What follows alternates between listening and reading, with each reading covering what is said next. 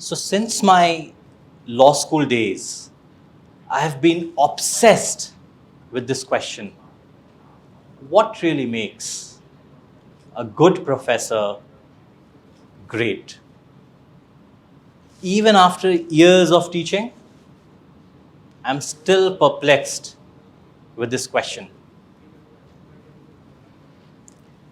The higher education system in India has several stakeholders, right from the society, the industry, parents, educational institutes, professors like me, and at last, at the bottom of the pyramid, the learners.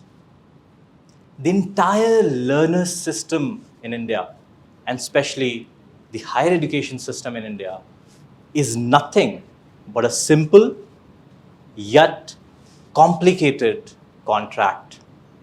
It's a contract amongst all these stakeholders. So, to get an answer, what really makes a good professor great, which of these stakeholders should we consider? Should we consider the expectation of the society?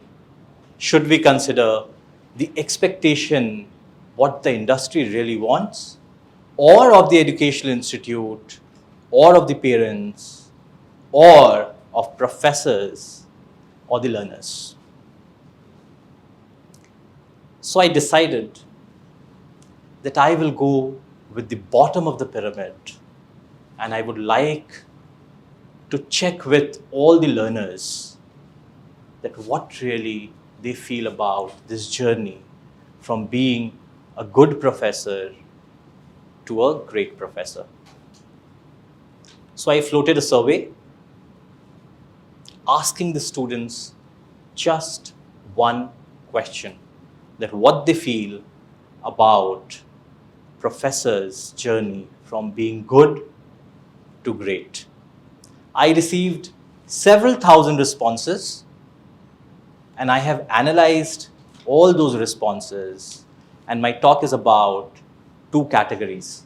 The first one, the top 5 responses which I received to this question, which has touched my heart and has a deeper meaning. And the second part, about a categorization of different types of professors, and we'll come to it in a minute. The first one, this is one of the responses. One who knows how to make a great coffee is a great professor. Now, when I was planning to launch this survey, I checked with my fellow professors and colleagues, and they simply told me this is not the right approach because learners are not serious. And when I got this response, for a minute, I was also swayed away by the same thought process. But I thought of giving the learners the benefit of doubt. And therefore, I slept with this response for days. That is there a deeper meaning behind this response? One fine morning, I decided, someone has responded that if a professor who knows how to make a great coffee will be a great professor. So one fine morning, I made coffee for myself, thinking if it's great, maybe I'm a great professor. I tasted it. It was nice, but wasn't great. The next day, I added some more milk to it. Again, it tasted nice, but not great. After that, I decided that I would add a dash of sugar more. I tasted it. It felt great. Does it make me a great professor? I was still perplexed and not satisfied. So I decided one day that I will go and speak to the student who gave this response. I walked to her and asked that what really is the meaning of this response? And I narrated my story. This is what I did. I made coffee. After 3-4 days, it started tasting great to me. She responded that it's not about you finding or you tasting that coffee great. I should feel and that coffee should taste great to me. So the deeper meaning which I understood, it's all about understanding what and how our learnings, our teachings are landing on them, whether they are finding it great or not. The second response is again linked to the first one. Someone responded saying, someone who is a mind reader. But this time I didn't need to walk over to the student and ask, what does it really mean? Because I understand now.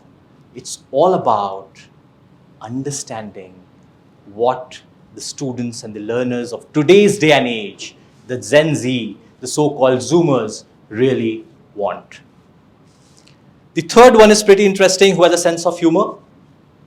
Think about your college days, the substantial portion of your active day life you spent in college, in those classrooms.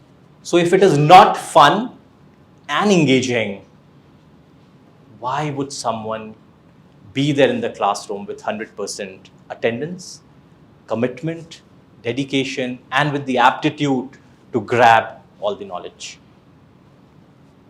The fourth one is very, very close to my heart, because I personally believe that once a learner, always a learner. And this is coming out from students' perspective also, that if the professors are not learners themselves, they may be a good professor, but they cannot be a great professor. And the last response, which I'm just placing before you, is someone who can vibe with them and go and meet at their level. It's all about the expectation of the learners of today that someone should talk at my level, which simply means understanding the needs and the expectations of the students. Now, all the responses which I gathered, these are just top 5. What do we do with the rest? So I decided I will do the analysis to understand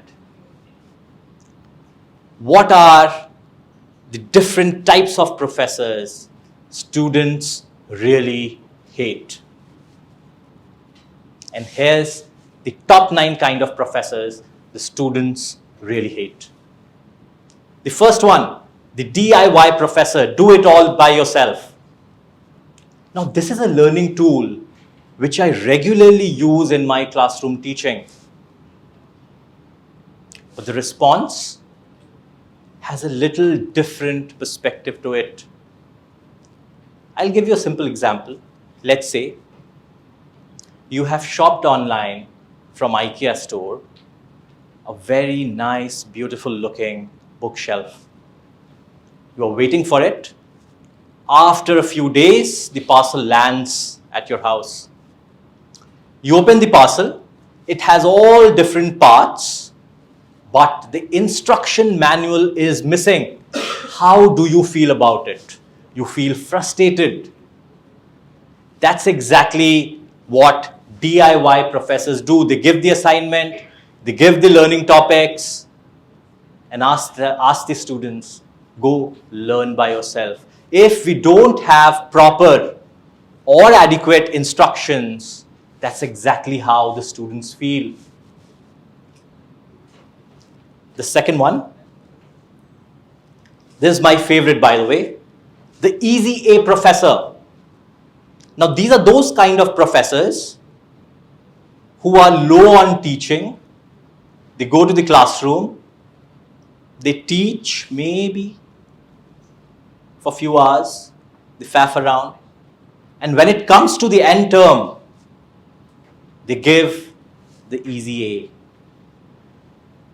My perception initially, before I floated the survey, was this is great for the students.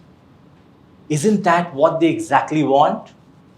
But the responses suggests otherwise. It's not about the marks anymore. The Zoomers of today's age don't care about the marks. It's all about the learning. And hence, an easy A professor falls in the category of professors which students truly hate. The next one, the invisible professor, aka the magician.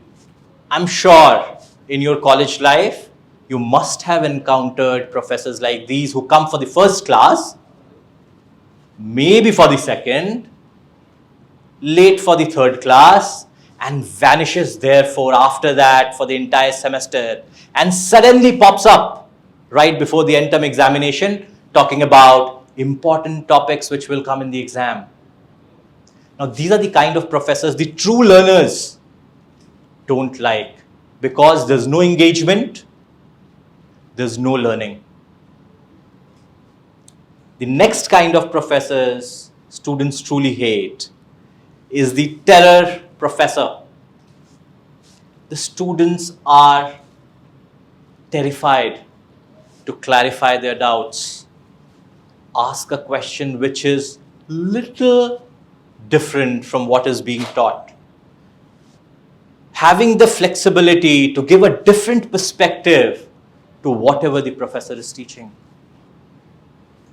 Now, I personally felt during my college days that a terror professor is a great professor because they know it all.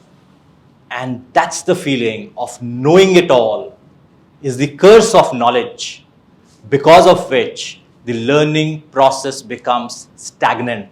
And this is not what I am saying. And this is what not my belief is. This is what the students, the learners of today have responded. The next one,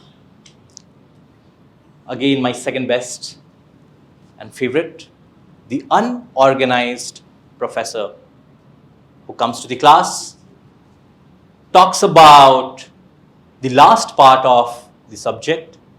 In the next class, jumps to the middle syllabus and then suddenly gives an assignment about a unit which they have never taught. This entire process hampers the learning process. Today's learner only want to learn. It's not about marks anymore. And therefore, this kind of professor is also in the type of professor students really hate. The next one, the literal interpretation of a monotonous bored professor, aka the PPT professor, comes to the class, projects 50 or 20 slides, reads line by line from the PPT. The professor doesn't care about anything, just wants to finish the syllabus. On record, they have the PPT and all the study material which they have provided to the learner. These are the kind of professors students don't want. There is no learning in it. There's no practical exposure to what the subject really means. The next one, a close-minded professor who sticks to the syllabus and nothing more. They are not engaged with the learners at all. There is no constructive feedback to the learner. And this is what all the responses are suggesting. And hence, this also finds in my list of top 9 kind of professors which students really hate. Now, to be honest, I was also in this category. Overly demanding professor. Because I believed in academic rigor. They should spend 4 hours in the library. They should be the expert of the subject I'm teaching. But this is not really the today's students want. They want to have their own me time. And absolutely fine, we have to understand that. So an overly demanding professor, the intent of the overly demanding professor is not bad. But no one cares about it. It's all about how the learning or the entire process is landing on the students. And therefore, my personal and humble request to all the overly demanding professors, just go slow. The last one on the list, the theory champion professor. Again, they have a tinge of, I know it all. This is what you should know. This is the theory. Of course, it is very important for all learners to know the theory. But the most important aspect is the practical applicability of that theory. And those professors who don't touch upon the practical applicability falls in this list. Now you must be thinking that after receiving several thousand responses, after doing a critical analysis of the responses, have I got the answer? What really takes someone on this journey from being a good professor to a great professor? But sadly, I still don't have the answer. But I'm certain of one thing, that if today's professors, not only professors, the educators, the teachers, the YouTube influencers, or anyone in the teaching and learning industry understands one thing, that in this contract, the learner is a 50-50 partner. The time they understand that their perspective, their expectation, learner's expectation is equally important than what their expectation is, that will be the first step in the journey from being a good professor to a great professor. Thank you very much.